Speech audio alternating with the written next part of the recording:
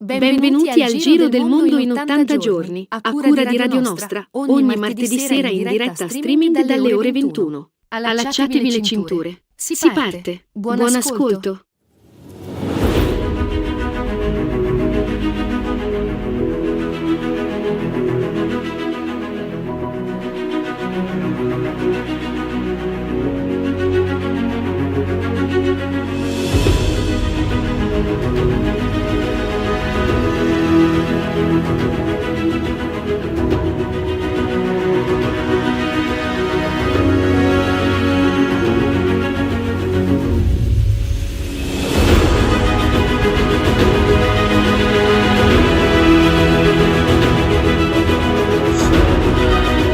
Gianluigi, eccoci qua, 26esima puntata del Giro del Mondo in 80 giorni. Anche oggi siamo qui, forse sentirete un po' di confusione dal mio studio, o forse anche no. Con me sulla mongolfiera Rossella. Ciao Rossella.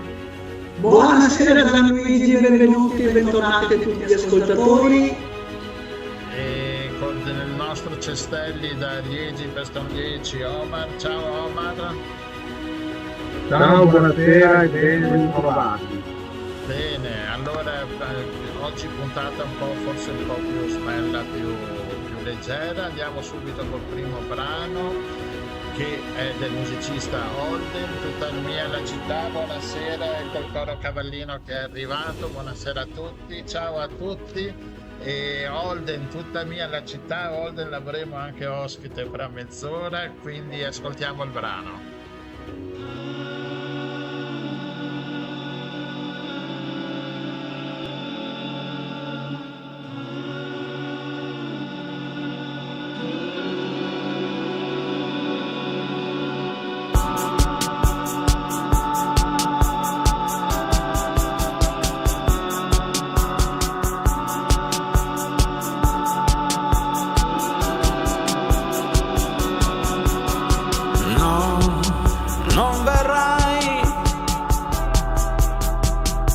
L'orologio della strada ormai corre troppo per noi.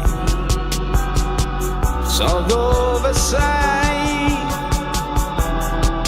tu non stai correndo qui da me, sei rimasta con lui. Le luci bianche della notte sembrano accese per me. È tutta mia la città.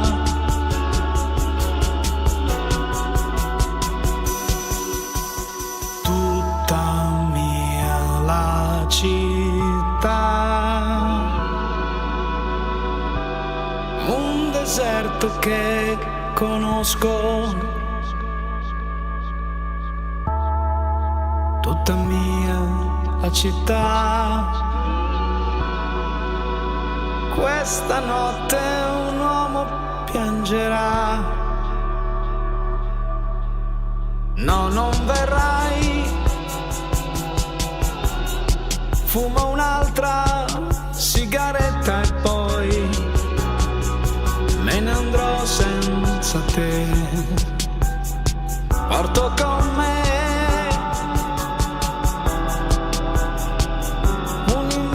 che non vedrò, tu che corri da me, da un'automobile che passa, qualcuno grida, va a casa, è tutta mia la città.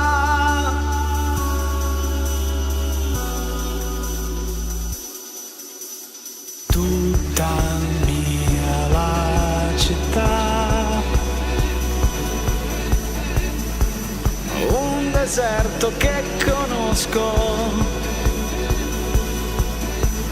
Tutta mia la città, questa notte un uomo piangerà.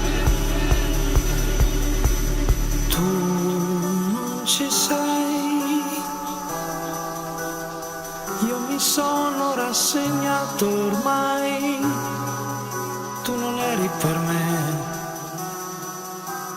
tu sei con lui, cosa importa, io non soffro più, e forse è meglio così, tutta mia la città, un deserto che conosco,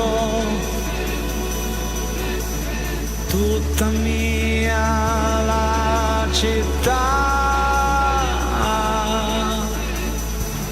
Questa notte un uomo piangerà.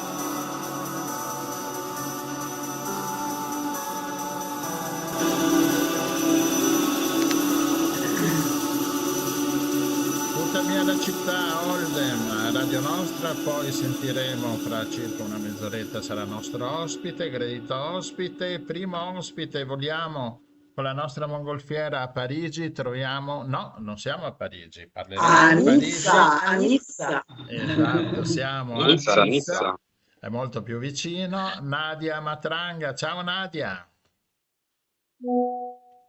Bentornata Nadia. L'abbiamo già avuta ospite l'anno scorso. Nadia Matranga insegna in un liceo, insegna italiano in un liceo di Nizza, ma noi l'abbiamo chiamata per farci raccontare un pochino l'attualità in Francia e vorremmo partire, Nadia, se la linea ci adesso vi sento. Sì, intanto ti abbiamo presentata. Ecco. E allora vorremmo prima di tutto con te parlare delle proteste che anche in Francia ci sono, credo specialmente a Parigi, relativamente a Gaza, no? Alla Palestina, quello che sta succedendo. Anche se non arrivano molte notizie dalla Francia su questo. In Francia stessa, perché è stata un po' soffocata la notizia, è stata quasi una vergogna che l'Università di Sciences Po, quindi di scienze politiche, che è considerata come una nursery dell'elite, della futura elite francese, si fosse schierata con la Palestina.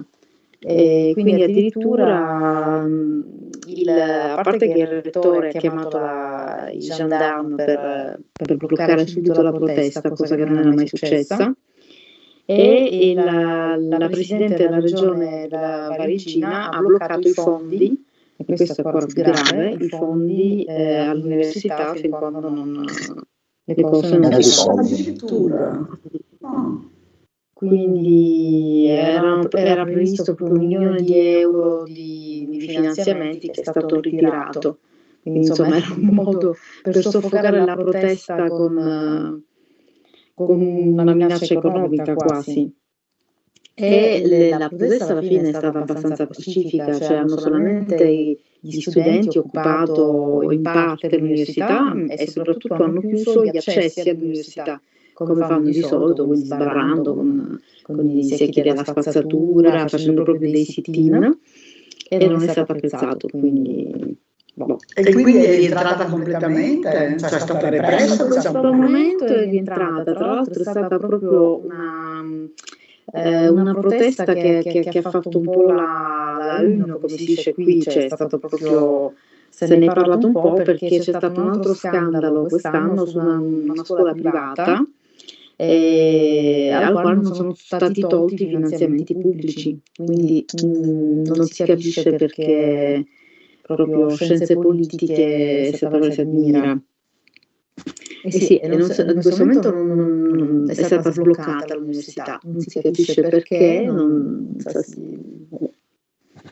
No, allora siamo un po' sorpresi anche perché, insomma, specialmente nella regione parigina sono tantissimi no, i cittadini di origine araba o comunque no, nordafricana e quindi uno si aspetta che ci sia anche una maggiore sensibilità rispetto all'argomento, come è accaduto anche in altri paesi. Quindi ma bisogna dire che proprio il francese medio, lo stesso Macron, è veramente pro-Palestina, scusate, pro-Israele, e quindi in realtà hanno tanti immigrati che poi vengono dalle loro ex colonie di origine magrebina o comunque di confessione musulmana, che loro odiano, non lo dicono apertamente perché non possono, ma hanno sempre avuto un po' di razzismo nei confronti, e poi saranno sicuramente un po' scioccati dagli attentati che ci sono stati. Però se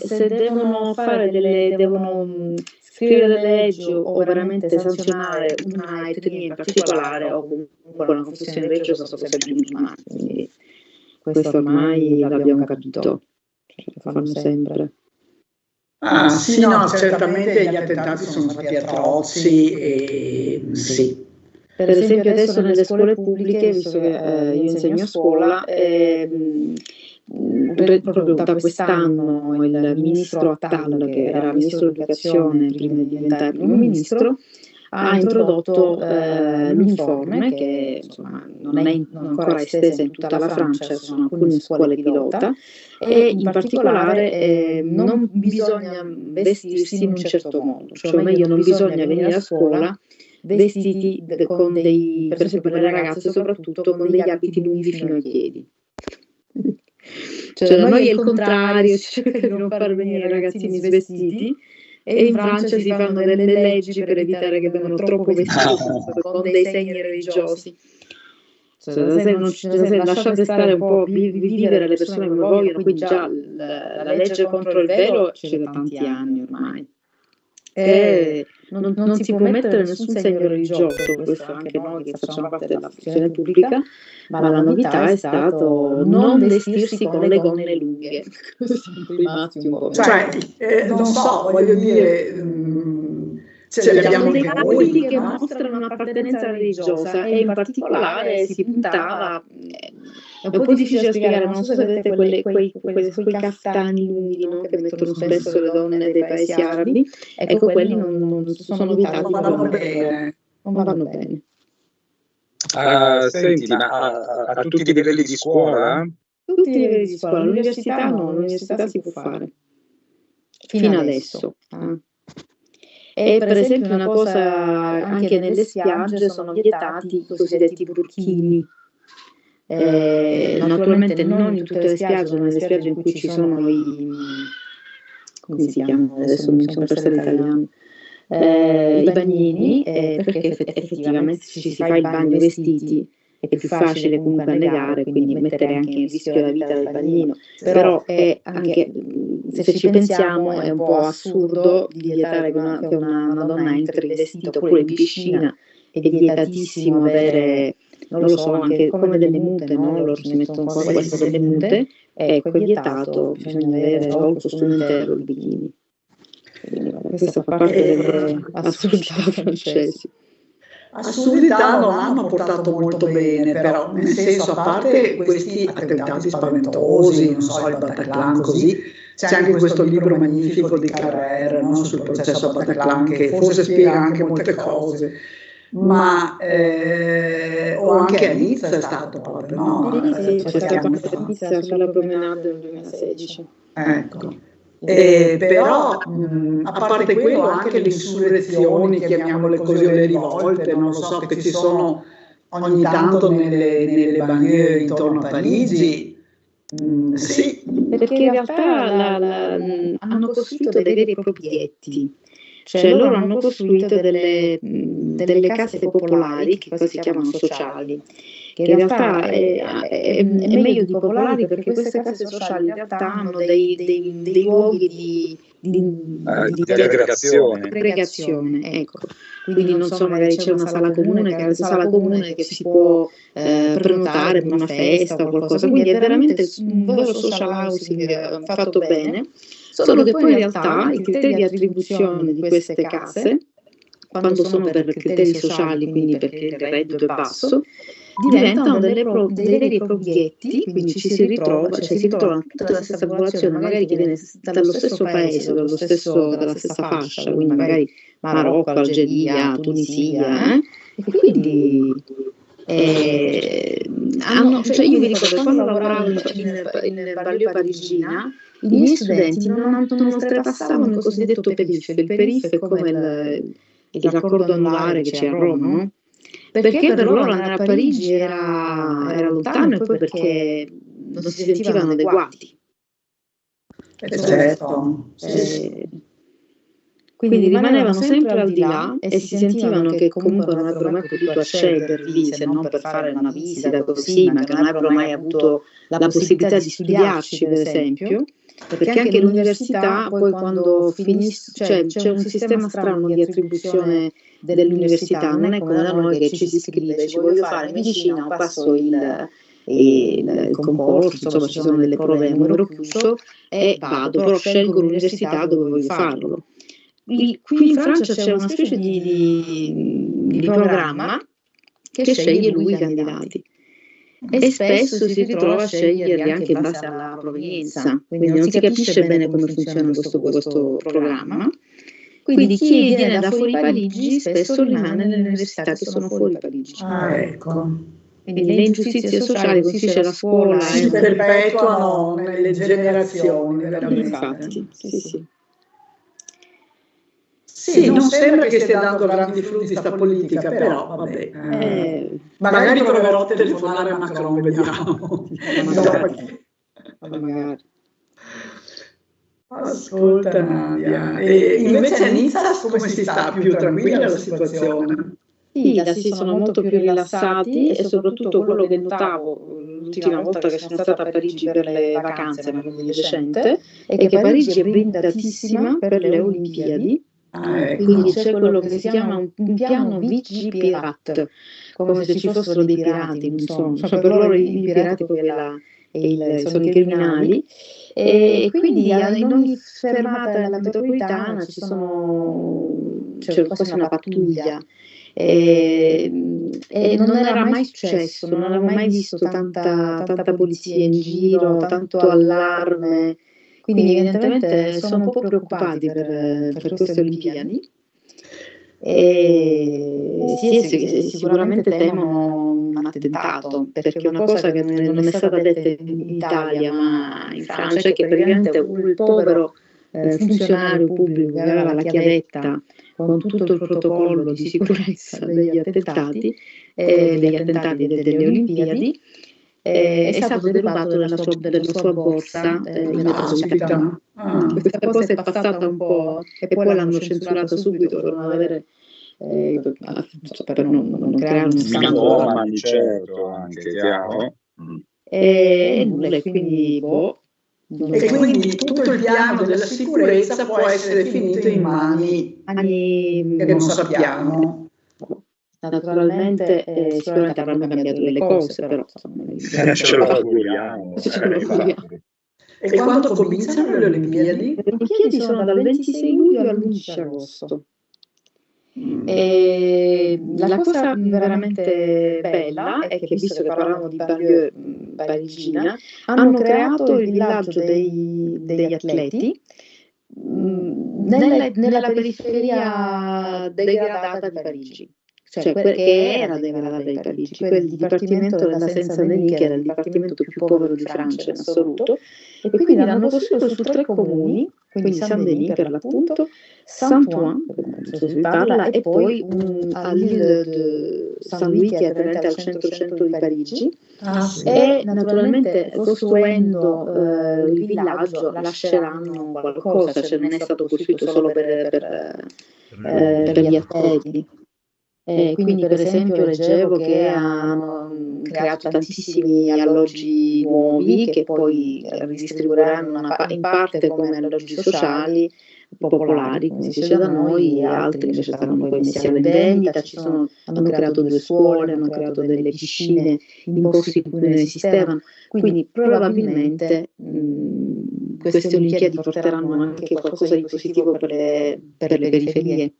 Ecco, infatti questo ti volevo chiedere, perché insomma spesso per le Olimpiadi ci sono queste opere faraoniche che dopo non vengono terminate, vedi i dintorni di Roma. Qui si parla veramente di uffici, di commerci, di hotel. Hanno anche costruito un hotel e una residenza universitaria. Saranno tutti naturalmente destinati per questo periodo delle Olimpiadi come alloggi per gli atleti e saranno ritrasformati. Speriamo che effettivamente poi non siano... Ed è pronta Parigi comunque ad accogliere? Si spera che sia pronta, perché si spera. In realtà la fiamma olimpica è già arrivata l'8 maggio, è arrivata dalla Grecia. Con quello che è il loro amico Vespucci, in realtà non è proprio la corrispondente dell'amico Vespucci, ma è un veliero con tre alberi, è arrivata a Marsiglia l'8 maggio e con pompa magna come fanno i francesi, e fa tutto il giro della Francia e in realtà anche dei dipartimenti di oltremare. Quindi vedevo come fa un percorso un po' particolare, no? È arrivata a Marsiglia. È una prassi che la fiamma olimpica giri per tutta la nazione prima delle Olimpiadi. Sì, e quindi insomma faranno vedere un po' i posti più conosciuti della Francia. E nulla, poi passerà alla fine, insomma, rimarrà gli ultimi giorni a Parigi senza pandemia. Ma la cosa che mi ha scioccato è che effettivamente arriva anche in Guadalupe e Martinica, ed è Francia.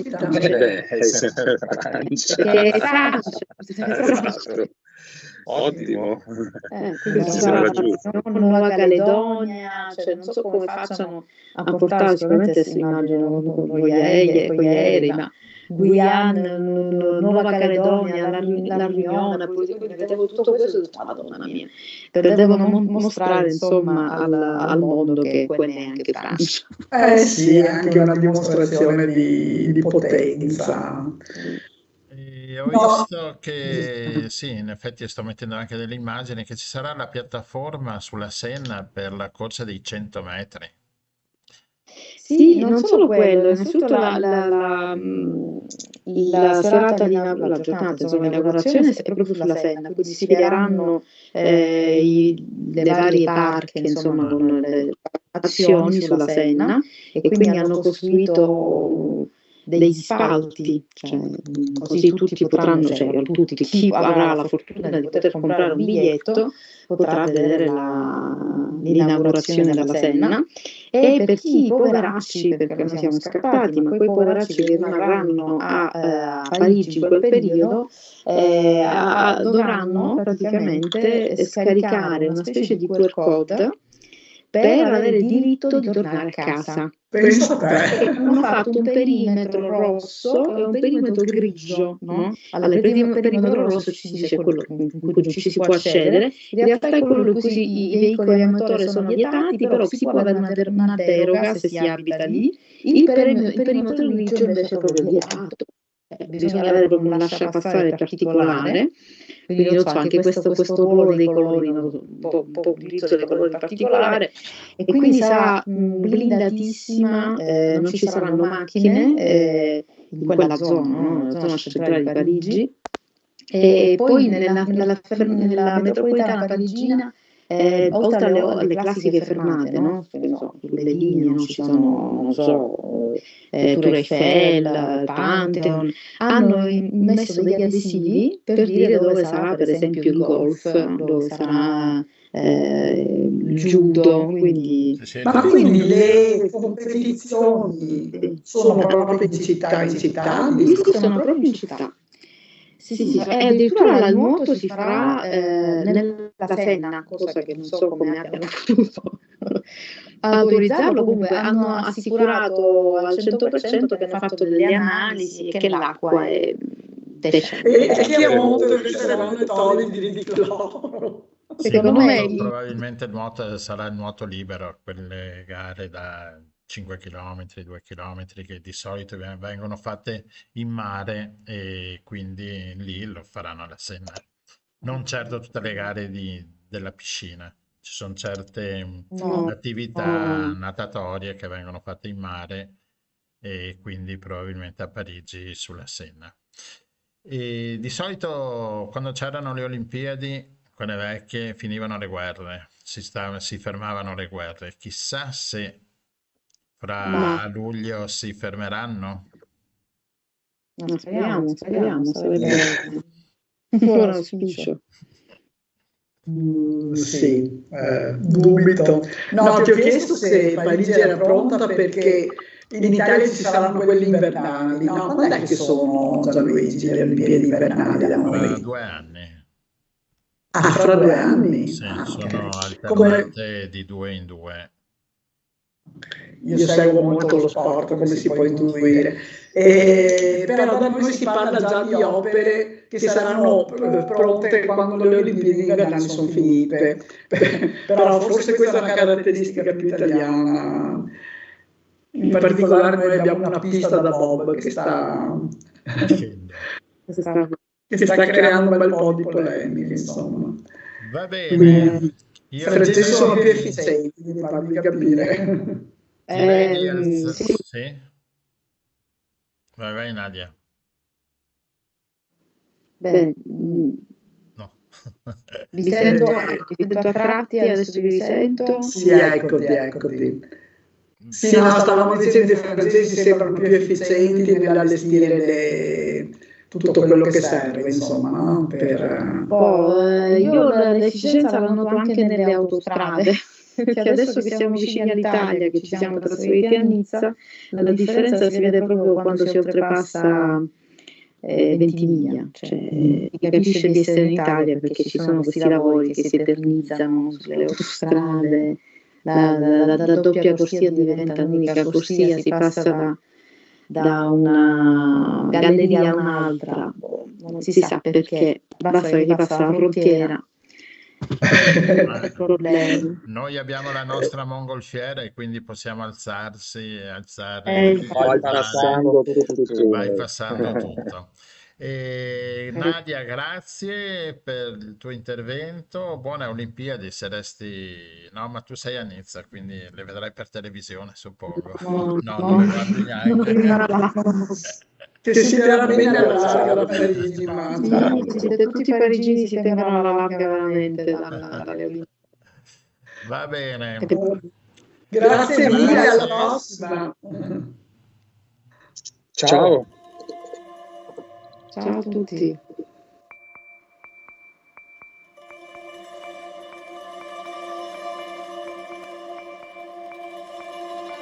Giovanni telegrafista e nulla più, stazioncina povera, c'erano più alberi e uccelli che persone, ma aveva il cuore urgente, anche senza nessuna promozione, battendo su un tasto solo.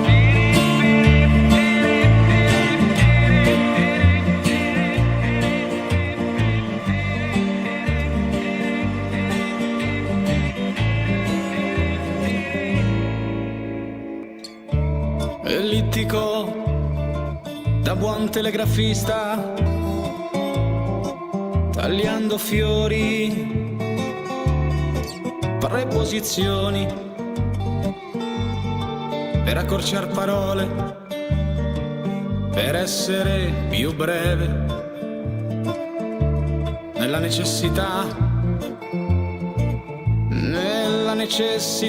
conobbe Alba, un'alba poco alba, neppure mattiniera, anzi mulatta città che un giorno fuggì, unico giorno in cui fu mattutina, per andare a abitare città grande, piena luci, gioielli.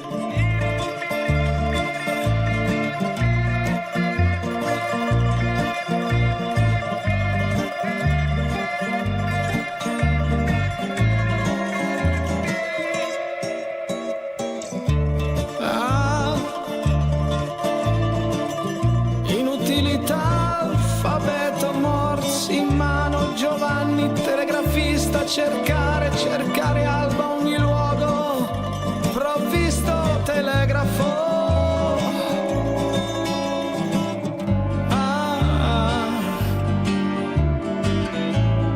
Quando invecchia com'è dolorosa l'urgenza, Giovanni telegrafista è nulla più, per le sue mani passa mondo che lo rese urgente, crittografico, rapido, cifrato. Passo a prezzo caffè, passo matrimonio Edoardo VIII, oggi duca di Windsor. Passarono cavallette in Cina, passò sensazione di una bomba volante. Passarono molte cose, ma tra l'altro passò notizie, matrimonio Alba con altro.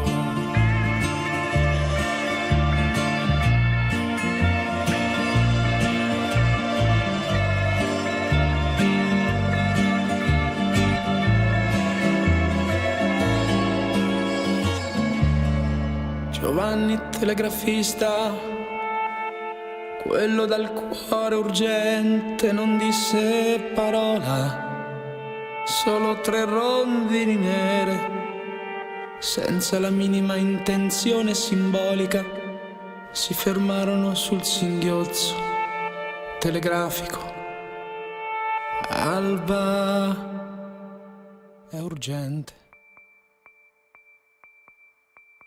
Alba è urgente, Giovanni telegrafista, canzone mitica di Jannacci, cantata, riproposta da Holden, e ovviamente dai pali telegrafici di trasmissione passiamo agli alberi, che diventano quasi dei pali telegrafici con queste potature sciacalle, diciamo. Con noi c'è il nostro secondo ospite, all'architetto Paolo Nardin, esperto progettista verde. Ciao Paolo, aspetta che ti accendo il microfono, adesso puoi andare. Ciao, buonasera a tutti. Grazie. Vi è piaciuto il collegamento? Fantastico. Si parla proprio da alberi diventano pali, e questa è proprio una realtà. Esatto. Come diciamo mai, che proprio... Paolo, perché dappertutto è così, è dappertutto che c'è un'epidemia di mutilazioni. Esatto, proprio mutilazioni, si possono dire, perché non si può neanche chiamare, non è una tecnica di potatura, no, è proprio un taglio dell'albero, perché non c'entra neanche con la potatura, è proprio un taglio di parti importanti dell'albero, di grossi rami del tronco addirittura, che rendono la pianta, diciamo, un orribile moncone e rovinato proprio nella sua forma naturale. Le motivazioni sono molteplici. Intanto manca la cultura, diciamo, del verde, della conoscenza delle piante, e ecco, questa parte qua. E poi dopo sì, anche l'ignoranza magari di aver paura degli insetti, dello sporco, delle foglie che fa la pianta quando cadono, e tutta una serie di motivazioni basate principalmente sull'ignoranza, perché pensiamo ad esempio che molti pensano che tagliare queste grosse parti dell'albero vadano a migliorare anche la stabilità e riducano il rischio del crollo. In realtà si crea un effetto contrario, perché diciamo che i rami che crescono appena sotto il ramo quello tagliato il tronco tagliato, crescono sì in maniera veloce, ma crescono sulla parte diciamo superficiale della corteccia del tronco, e quindi non hanno diciamo una unione forte con il resto del legno, e pertanto sono più soggetti a spezzarsi. Pertanto quando vediamo quei grossi tronchi capitozzati con tutto quel ciuffo di rami lunghi, quelli con dei temporali, con dei venti molto forti, sono soggetti a spezzarsi. Proprio quindi un problema anche di stabilità, cioè che si rischia di ottenere l'effetto contrario a quello che uno vuole. Quello che vorrebbe. Quindi non è solo un problema estetico, che veramente quando vedi sti monconi ti si stringe il cuore, perché comunque sono esseri viventi, diversi da noi, hanno un modo diverso di vivere, ma sono cose viventi. Il problema estetico forse è quello minore, perché ad esempio anche sul discorso delle malattie, questi grossi tagli sul tronco favoriscono l'ingresso di malattie fungine, di insetti e altri patogeni che vanno a compromettere la salute e quindi anche la vita dell'albero stesso. Quindi diciamo da quando uno pensa di mantenere in vita l'albero più a lungo tagliandolo, in realtà diciamo, fa l'effetto contrario. E anche un'altra cosa importante che molti non sanno: quando si vanno a tagliare grandi quantità di rami e di foglie, automaticamente si formano delle radici morenti. Per cui si va diciamo, a ridurre l'ancoraggio che ha l'albero sul suolo, e anche diciamo, la radice che va a morire, quindi c'è una riduzione dell'apporto degli elementi nutritivi che tengono in vita l'albero, e quindi anche lì diciamo, si rischia proprio la vita stessa dell'albero, che dopo un po' potrebbe anche morire. Quindi quando andiamo a tagliare tanto è come se la pianta dicesse vabbè, ho meno bisogno, e quindi alcune radici muoiono. Sì, probabilmente magari il sistema di autodifesa, però diciamo che va ad autodistruggersi in un certo senso. Quindi la indeboliamo la pianta in realtà? Sì, si indebolisce sicuramente. Per un sacco di motivi. E quindi anche appunto il problema, perché adesso ogni tanto abbiamo questi temporali molto forti, il vento, così, no? E c'è un po' di paura perché delle volte qualche albero cade. E quindi così però li rendiamo più pericolosi anziché meno pericolosi. In realtà diciamo che l'albero, se lo lasciamo crescere nella sua forma armonica, diciamo lui segue una legge della natura che pensa anche alla stabilità stessa dell'albero, quindi anche se è molto grande. Il sistema, cioè diciamo l'albero ha un sistema di ancoraggi equilibrati sul terreno, e anche diciamo, di mantenere una chioma che ha una linea diciamo, armonica e che resiste anche ai venti. Infatti pensiamo ad esempio anche ai famosi pini di Pinus pinea, no? Il pino domestico, quello che abbiamo qui anche nel litorale, nelle pinete. Ha una forma tipicamente ad ombrello, che è proprio studiata per resistere ai venti orizzontali, diciamo, no? E per cui quelli che temono che questi grandi pini cadano col vento e quindi li tagliano, in realtà vanno a fare diciamo, un danno peggiore di quando lo lasciano così anche molto grande. Poi sono piante che hanno, anche dopo tutto quell'intervento di taglio di radici, perché andiamo ad asfaltarli fino sotto il tronco, scaviamo per avere le fognature, i sottoservizi, eccetera, i marciapiedi, per cui diciamo, gli diamo la mazzata finale. Certo, perché a quel punto diventa il famoso gigante coi piedi di argilla, no? Cioè se ha le radici piccole e non è ancora dal terreno. Ascolta Paolo, quindi le potature corrette, forse è bene lasciarle fare? Sì, perché non c'è una regola generale, no? Ci sarebbero delle regole, ci sono diciamo, gli arboricoltori che fanno dei corsi, sono esperti, ci sono anche delle regole che diciamo posso sintetizzare velocemente, e che sono quelle di dare comunque un leggero scolpimento o diradamento che si può fare, però intervenire ad esempio su rami di un diametro massimo di 7-10 cm, e da tagliare diciamo nei punti dove c'è l'intersezione con gli altri rami secondari, in modo da non lasciare, diciamo, il moncone e dare anche una forma armonica, diciamo, al ramo, diciamo, alla pianta in generale, no? Perché dove abbiamo le diramazioni di 2 rami, allora ne tagliamo uno però nel punto dove c'è la biforcazione, non troppo sopra, diciamo, perché sennò hai anche l'effetto moncone. E in più andiamo a tagliarlo nella parte dove c'è la biforcazione, la pianta, e diciamo reagisce cicatrizzando nel miglior modo anche la parte, diciamo, tagliata. Cioè ci sono proprio delle tecniche che studiano in arboricoltura e in agraria. Ascolta Paolo, ma le amministrazioni si avranno, immagino, di ditte specializzate, perché si vedono delle cose anche qui nel nostro territorio veramente molto tristi. Sì, la situazione è un disastro, perché io sento anche ditte che sono specializzate, però l'amministrazione stessa o il cliente privato, cioè loro chiedono e obbligano espressamente a ridurre l'albero a un po' più di moncone, cioè proprio li obbligano. Perché ho visto anche dei casi in cui la ditta specializzata ha fatto una pottura corretta e gli hanno contestato il lavoro, perché loro volevano sfoltire, volevano fare pulito, volevano fare la pulizia e gli contestano il lavoro, quindi sì, è un po' un problema questa roba. Ascolta Paolo, ma più in generale abbiamo ancora un po' la fobia, anzi forse è una cosa relativamente nuova, mi sembra che ci sia un po' la fobia delle piante, sì, anche negli spazi pubblici, no?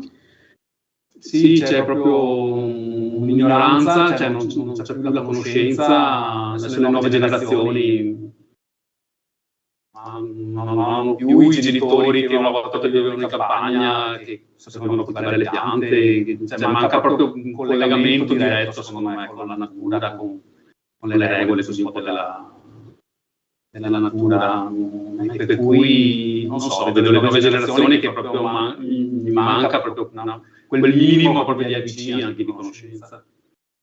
Vedo richieste del tipo vorrei un albero che non faccia sporco, che non faccia foglie, che non faccia i insetti, che non tiri le api perché pungono.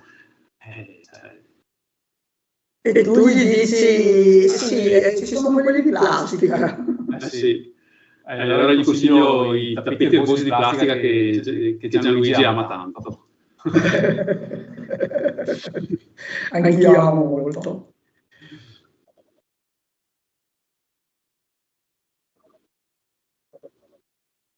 Ragazzi, vedo delle cose che voi umani, vedo gente che ci butta la candeggina, perché poi gli uccelli non sanno che quello non è un prato dove puoi anche fare quello che devi fare e dopo un po' la volta si degrada, eccetera. E quindi vedo gente che butta la candeggina. Ma non solo, dopo il prato di plastica fa ancora più caldo perché ovviamente col sole la plastica riflette, si scalda di più. Però c'è questa nuova cultura di fare queste villette con la plastica. Forse qualcuno alla fine, cioè fra un po' di tempo forse si accorgeranno che questa non è la soluzione più adatta. Subito. Un'altra motivazione che molti non sanno o forse anche non vogliono dire su questo taglio indiscriminato, che riguarda il fatto che i nostri amici alberi danno un po' fastidio a questi nuovi sistemi di telecomunicazioni di nuova generazione. Come ad esempio, pensiamo ad esempio alle comunicazioni satellitari, i wifi che tutti vogliono per avere wifi, 5G, tutti questi nuovi sistemi di telecomunicazioni funzionano molto meglio quando non c'è, diciamo, la presenza di alberi. E quindi non vorrei dirlo, però quando si vedono tagli discriminati, anche senza motivazione, diciamo, visibile, non vorrei pensare male, però un dubbio ci viene. Un dubbio mi viene. Vista la continua diffusione anche di questi nuovi sistemi, delle telefonie, pensiamo di questi nuovi sistemi sempre più avanzati. Perché in qualche modo possono essere degli ostacoli. Sono della trasmissione, perché è una trasmissione un pochino più è più diffusa ma un pochino più debole, no? Il 5G di diffusione, e quindi l'albero crea un'ombra, crea un ostacolo all'onda. Lo possiamo vedere anche, visto che c'è anche il Giro d'Italia, se vedete nelle strade dove ci sono molti alberi, la trasmissione arriva dall'elicottero, perché con la moto non riesce, con l'albero non riescono a dare un'immagine pulita, e quindi questo è il Giro d'Italia, dà proprio un'idea di come gli alberi danno fastidio alle trasmissioni. Lo vedo anche nel mio lavoro di architetto, quando chiamo le squadre che hanno i sistemi di rilevazione con i GPS. Quando mi servono dei rilievi di lotti di grandi dimensioni, si fanno i rilievi con uno strumento quello con GPS, no? Che si aggrappa ai satelliti. E dove ci sono alberi, loro non riescono a fare il rilievo, bisogna fare il rilievo manuale. Ecco. Per cui pensiamo a dove ci sono interessi forti di interventi da fare, di costruzioni, robe, se ne vale la pena, lì fanno tabula rasa. Ma scusa, gli edifici anche saranno un ostacolo, no? No, quello è il fatto, perché ad esempio quando si lavora del rilievo di fabbricati non c'è nessun problema. Si vedono i vertici, gli angoli dei fabbricati. Ecco. E diciamo sono di proiezione verticale, quindi quello non mi dà problemi. L'albero fa questi chiaroscuri, è un po' più anarchico. La chioma che va a coprire probabilmente fa proprio un effetto che non permette appunto la comunicazione dei dati. Però interessante questo. Interessante. È una cosa che secondo me tanti magari sanno, però è un po', come dire, un po' occultata, ecco, questa motivazione. Un po' occultata, così poi si occulta anche la motivazione per fare tabula rasa. Sì. Io noto in giro, ad esempio, anche nei, negli ingressi autostradali, vedo che fanno sempre più pulizia. Noto magari in zone di zone rotonde, innesti grandi svincoli di strade, dove magari servono più punti, magari con le telecamere, con i collegamenti wifi, con i collegamenti cellulari, eccetera. Ho notato spesso che fanno sempre più tabula rasa, non so, tagliano, o comunque non li piantano più, ma mantengono sempre il prato, o al massimo mettono delle siepi molto basse. Spuglietti. Interessante. Va bene, noi teniamo per approfondire. Noi teniamo lo stesso per gli alberi, sì.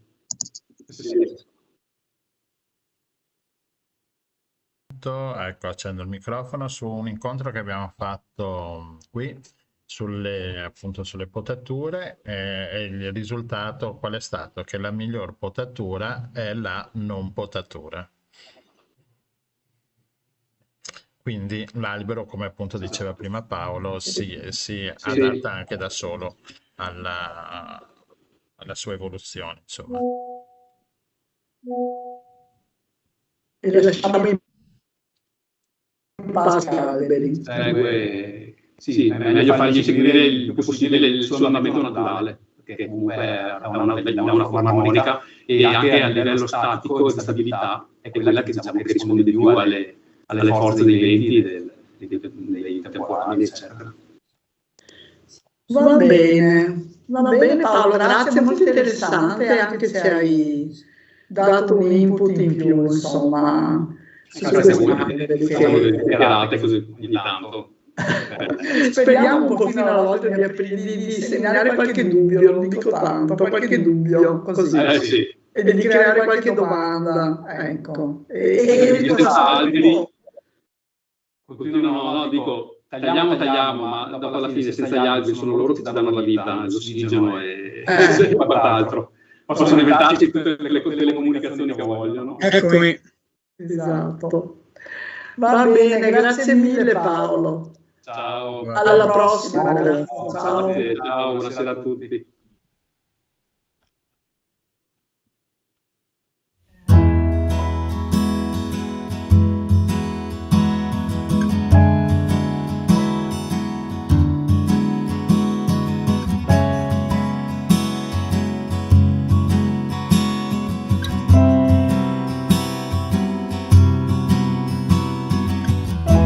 Questa fame d'aria è tutto quello che mi resta di te.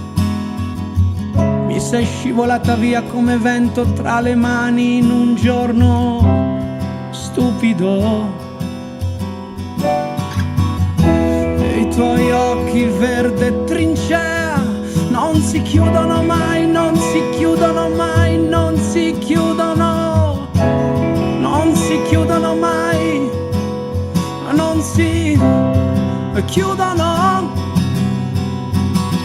Sei tu che mi hai insegnato a non godere per primo, sei tu che mi hai toccato dove neanche io mi conoscevo, sei tu che mi hai lasciato stremato e senza respiro, sei tu l'improvviso che non mi aspettavo, sei tu l'improvviso che non mi aspettavo, che crolli adesso il tuo sorriso sulle dannate paure che mi hanno inchiodato, che brucino adesso, oppure fidati di me, fidati di me.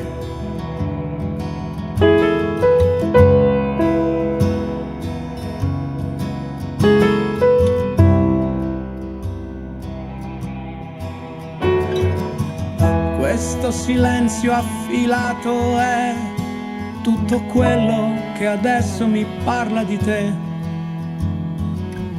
Mi sei scivolata via come aria tra le mani in questo giorno stupido. E i tuoi occhi trincea non si spengono mai, non si spengono mai, non si spengono, non si spengono mai, non si chiudono. Sei tu che mi hai insegnato a non godere per primo, sei tu che mi hai toccato dentro dove neanche io mi conoscevo, sei tu che mi hai ridato la voglia, la gioia col tuo respiro, sei tu l'improvviso che non mi aspettavo, sei tu l'improvviso che non mi aspettavo, che torni adesso il tuo sorriso e si porti via le dannate paure che ci hanno inchiodato, che brucino adesso, più semplicemente fidati di me, fidati di me, fidati di me, fidati di me, fidati di me.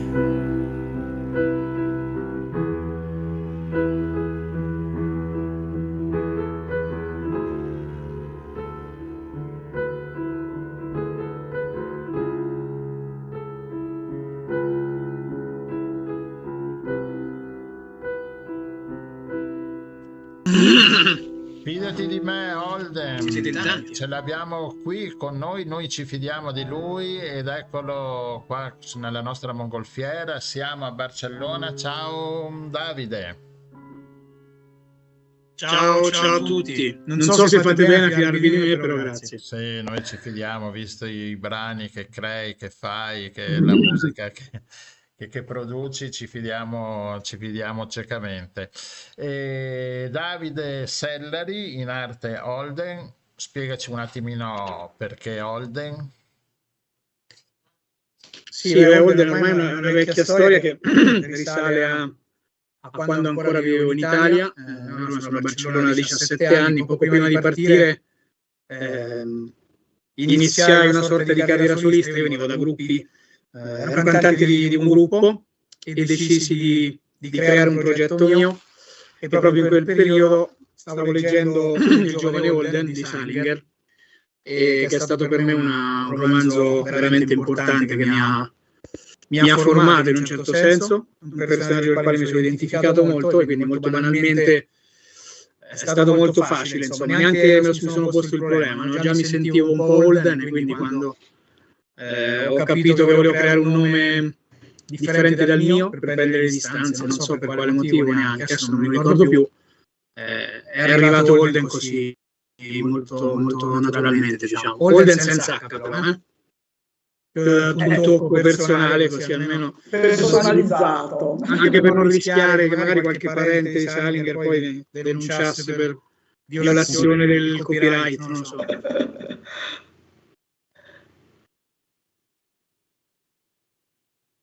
Eccomi qua. Allora, Fidati di me è l'ultimo brano che hai creato, che è da pochissimo, no? Da pochi giorni, lo si può trovare in tutte le piattaforme ormai musicali, dal YouTube a Spotify, ad altre tabelle, ad altre Sì, piattaforme. Esatto, non mi veniva la parola.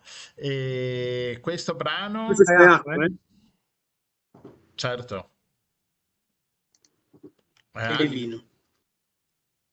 Ah, no, non ti vedo. E allora, no, dicevo, questa è acqua perché l'immagine è dell'acqua, cioè il mare che riprendono le onde, no? Su Fidati di me.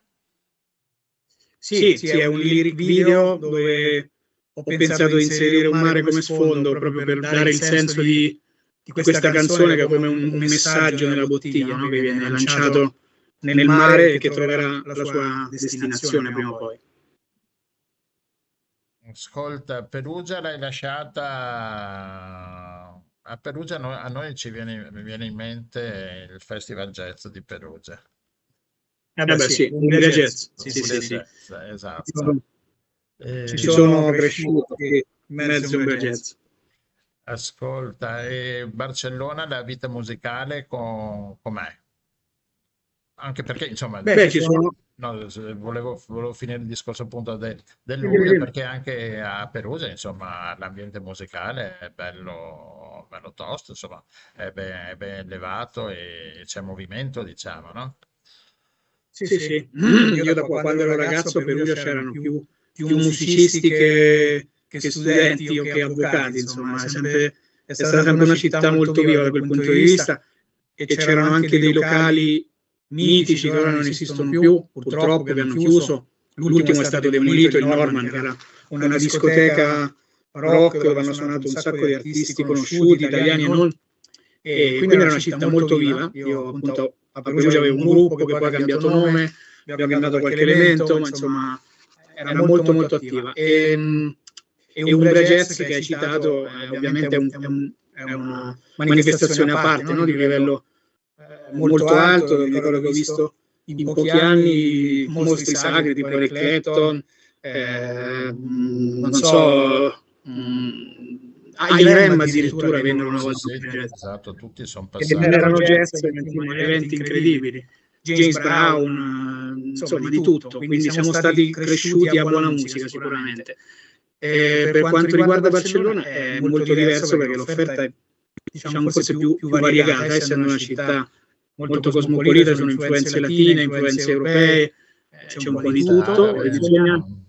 Anche, sì, senz'altro. Quindi l'offerta c'è, bisogna trovarli i posti come al solito, perché comunque la musica dal vivo non va più di moda come una volta, quindi se vuoi andare a vedere un concerto te lo devi un po' cercare, a parte i grandi eventi ovviamente. Sì, in effetti forse anni fa si trovavano più locali dove andare ad ascoltare musica. adesso è diventata molto più veloce, no? L'ascolto della musica, ce l'hai già nell'immediato. Quando l'ascolto. Sì, e quindi non so, forse c'è anche meno ricerca di andare a sentirla dal vivo, a parte i grossi concerti dei grandi cantanti che devono vendere solo col concerto. Il problema è che c'è anche adesso, il discorso che una volta era più la musica dal vivo faceva parte della nostra quotidianità, cioè era un'opzione allettante per noi quando eravamo giovani ragazzi, era una delle opzioni possibili, no? La sera, cioè, che facciamo stasera? Andiamo a vedere un concerto.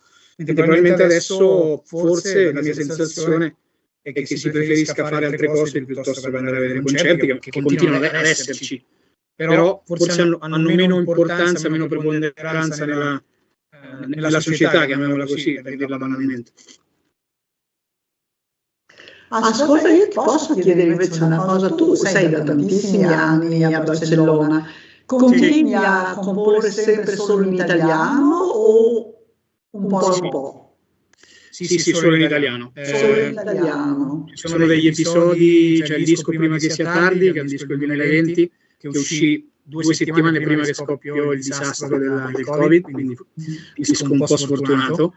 L'ho tradotto poi in spagnolo e in catalano, però partendo dal testo in italiano, quindi diciamo la scrittura naturale è in italiano. Cioè, tu pensi in italiano alle tue canzoni? Sì, alle volte neanche penso, perché le canzoni arrivano senza neanche pensarle. Quando vengono belle, neanche le penso, insomma. Belle, o comunque quando credo che abbiano da dire qualcosa, ecco. Comunque sì, ci tengo molto ai testi, sono un cantautore vecchia scuola, vecchio stampo. Quindi vorrei che le mie canzoni possano essere interessanti anche senza la musica, ecco. Ma tu parli in catalano correntemente, naturalmente, dato che vivi lì. Sufficientemente, ecco. Lo capisco perfettamente, lo parlo sufficientemente. Però non mi chiedete di parlare catalano perché mi vergogno tantissimo. No, ma figurati noi. No, io sono molto affascinato dalle lingue, no? Allora, quando uno conosce abbastanza bene una lingua, pensa in quella lingua, non traduce dall'italiano nella lingua, no? Quindi nel costruire i testi, però vedo che la tua lingua del cuore è ancora l'italiano, insomma, se ti viene... Sì, sicuramente sì. Mia figlia parla perfettamente italiano, catalano e spagnolo, però lei è già una generazione molto più rapida nell'assorbimento, insomma. Quindi Certo. Quindi comunque c'è anche una dimensione affettiva, no, nelle lingue, per cui sicuramente, evidentemente per te l'italiano è rimasto, insomma, la lingua madre, questa parola. Sì, sicuramente sì. Anche perché credo che comunque appunto scrivere le canzoni in fondo sia un qualcosa di letterario, poi dipende, il livello ovviamente dipende dal tipo di scrittura e da chi lo recepisce. Io non sono qui a autodefinirmi di spessore o meno, però credo che appunto la forma canzone debba essere considerata una forma di letteratura, piccola letteratura, chiamiamola così. Certo. Quindi è normale che anche l'immaginario, le sfumature, i dettagli siano nella lingua madre, insomma, credo che sia normale. Poi non è detto che un giorno magari venga fuori qualcosa anche in catalano o in spagnolo. Ma pensi prima alla musica o ai testi? Questa domanda da 100 milioni di dollari. In realtà non lo so. Uno, perché sono un po' rincoglionito di mio e non mi ricordo molte cose, e soprattutto il processo di scrittura è qualcosa di misterioso che non ha delle caratteristiche, diciamo, che si ripetono. Comunque, di solito, quando viene qualcosa di interessante, che non un cestino, viene fuori una frase, mezza frase con una melodia, e da lì parto per andare avanti. Nella migliore delle ipotesi viene fuori tutta la melodia e buona parte del testo insieme, ma quelli sono miracoli, insomma. E poi a me succede poco, ad altri grandi artisti probabilmente succedeva più spesso, insomma, a me è successo forse un paio di volte, ecco. Va bene, sono le 10, noi dobbiamo chiudere. È ora di dormire? Sì, No, perché il regista si cena alle 10, quindi per me non c'è problema. abbiamo delle prove da suonare. Prove musicali? Sì, esatto. E quindi ci siamo dati appuntamento alle 10. Allora va bene. E quindi niente, dove ti possiamo... Allora magari ricordiamo solo Gianluigi, se mi consenti solo, che appunto il singolo Fidati di me è l'anticipazione di un nuovo album che uscirà ad ottobre. Volevo arrivare a questo, vai. Mi autopromuovo, che uscirà ad ottobre e si chiamerà La fretta e la pazienza. Esatto, e quindi dove ti troviamo noi? Mi trovate, a parte qui di casa mia a Barcellona, se volete, qui, se no nel mondo virtuale, in Instagram, Facebook e tutto il resto, anche se non sono un grande appassionato, però sinceramente sono dei veicoli che mi servono, quindi non posso sacrificarli, altrimenti li avrei cancellati tutti. Questo è il sistema, dici? Sì, questo abbiamo. Esatto. Va bene, adesso con la nostra mongolfiera noi ce ne andiamo da Barcellona, però ci sentiamo anche, visto che siamo per l'aria, vediamo il tuo Aquilone, quindi ci sentiamo la tua canzone Aquilone. Grazie Davide, ciao. Grazie mille, ciao. Ciao, grazie. Ciao.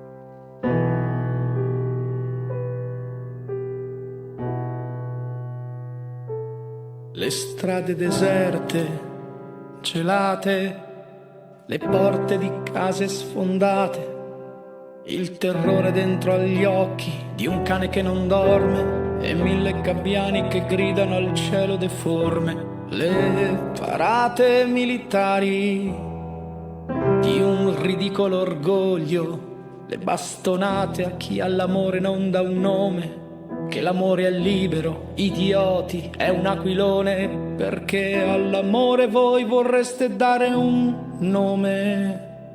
Ma lui vi piscerebbe in faccia se Dio vuole, se un Dio ci fosse, ma è assente, è evidente, o è solo un vecchio sordo che non sente, ma è assente.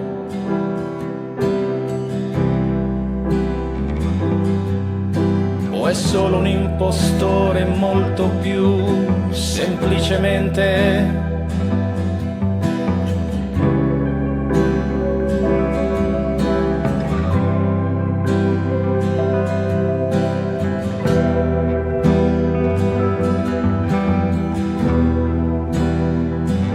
Persone chiamate sbagliate, derise, colpite, scacciate, il silenzio dentro agli occhi di chi non ha più neanche un nome, l'applauso festante e feroce di milioni di persone in questo inganno generale di un patetico orgoglio, le bastonate a chi all'amore non gli dà un colore, che l'amore è libero, idioti, è un aquilone, perché all'amore voi vorreste dare un nome. Ma lui vi piscerebbe in faccia se Dio vuole, se un Dio ci fosse, ma è assente, è evidente, o è solo un vecchio sordo che non sente, ma è assente.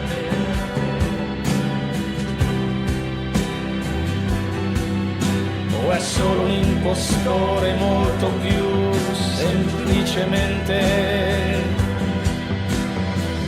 Prestigiatori del niente, rivenduto al migliore offerente, commercianti con le mani gelate, viscide e veloci, sudate e le divise militari.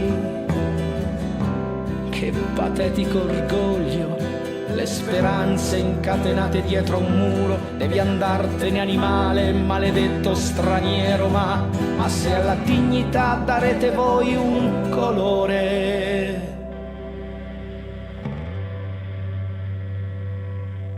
Noi vi sputeremo in faccia se Dio vuole.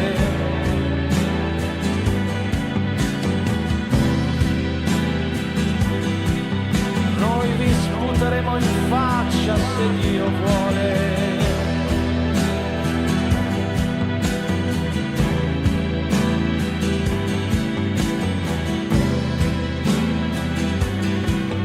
Noi vi sputeremo in faccia se Dio vuole.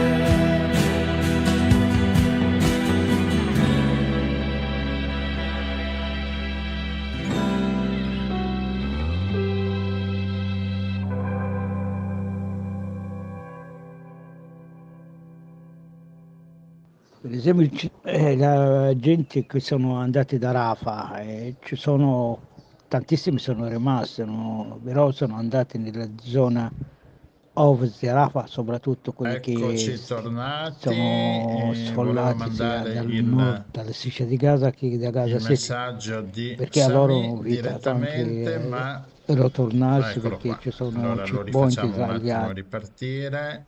È stato Allora, un mentre momento. Gian lo fa ripartire, Sami, come molti altri, si è spostato da Rafah perché l'esercito israeliano aveva dato l'ordine di evacuare da diverse zone di Rafah, che sappiamo che questa cittadina nel sud della striscia, dove all'inizio era stato detto di andare, che quella era una zona sicura, adesso hanno dato l'ordine di evacuare, quindi Sami è tornato a Khan Yunis, dove c'era la sua casa, ma come dice lui, è una guerra contro le persone, una guerra contro le case e una guerra contro gli alberi, perché adesso ce lo racconta. Per esempio, la gente che sono andati da Rafah, ci sono tantissimi sono rimasti, no? Però sono andati nella zona ovest di Rafah, soprattutto quelli che sono sfollati sia dal nord, dalla striscia di Gaza che da Gaza City, perché a loro hanno evitato anche ritornarsi perché ci sono checkpoint israeliani. E un'altra parte di loro sono andati alla zona di Khan Yunis, sembriamo a Khan Yunis a vedere il Ba'a. Poi ci sono tantissimi che erano da Khan Yunis che sono ritornati a casa loro, però non hanno trovato niente di vedere, perché tutta Khan Yunis sono praticamente associazioni, più del 90% delle case distrutte. Io sono tornato a Khan Yunis, però non c'ho più la casa, la mia casa è stata distrutta completamente. Ho messo una tenda vicino alla casa sopra la mia cerve, perché come altre tanta gente uguale, soprattutto perché se è così, praticamente una guerra è stata contro le persone, contro le case, contro le alberi, tutto qua. Anche i campi di ulive non si trovano più, perché io avevo anche più di 100 ulive, non ho trovato nemmeno un albero, ci sono altre vicine, altre uguali, non si trovano più, poi ci sono tutte le pozze agricole, sono state distrutte completamente, non ci sono più. La situazione si vedrà. Poi oggi sono 10 giorni non entravano aiuto umanitario e prima entravano di pochi aiuti giorno per giorno, ora praticamente la situazione è molto gravissima. I prezzi si sono alzati alle stelle, nessuno riesce a comprare niente perché i prezzi però non si trovano tanto, praticamente una situazione molto pericolosa su tutto e speriamo che tutto andrà bene. Ecco, questo è l'ultimo messaggio di Sami. Intanto l'abbiamo sentito anche questa settimana. Sì, ecco, mettiamola così. Esatto. Bene, io volevi dire ultime due parole, Rossella? Volevo ringraziare tutti gli ascoltatori, dire che Gianluigi adesso si traveste smette la veste di regista e mette quella di musicista e quindi vabbè, dillo insomma che c'è questo saggio sabato. È un saggio che riguarda la nostra zona, il saggio è sabato 18 maggio al teatro qua di Cassavio, insomma abbiamo la scuola Art Time School, che fa parte del progetto della rete, come Radio Nostra fa parte del progetto della rete. Insomma, concludiamo l'anno con i saggi finali, no? Abbiamo i saggi di batteria, di canto, di chitarra, pianoforte, tromba, violoncello, ma quest'anno abbiamo aperto anche una classe di musical, dove i ragazzini hanno imparato a ballare, recitare e a cantare, e quindi faremo C'era una volta Grease, il piccolo musical, questo alle ore 16 in sala Teatro Comunale a Cassavio. Venite perché è divertente, poi vedete questi bimbetti che sono veramente bravi. Benissimo, dai, concludiamo con una nota di allegria e di positività. Andiamo con la sigla finale, ci sentiamo martedì, forse l'ultima puntata della stagione, e niente, ascoltateci, state sempre allerta, anche perché abbiamo concluso il Festival Jazz proprio in questi giorni, ve lo diremo martedì prossimo con le altre cose. Ciao Rossella. Buona fortuna e buon divertimento a te Gianluigi, a tutti i tuoi piccoli protagonisti del musical e agli altri componenti della corale per le prove. Bene, grazie a tutti, Grazie a tutti. Prossime. Ciao a tutti. Ciao. Mettere la sigla finale, eccola qua, l'avevo persa. Eccola. Avete ascoltato Il Giro del Mondo in 80 giorni, a cura Gianluigi e Remo Omar, una produzione dell'Associazione La Rete. Vi aspettiamo a martedì prossimo.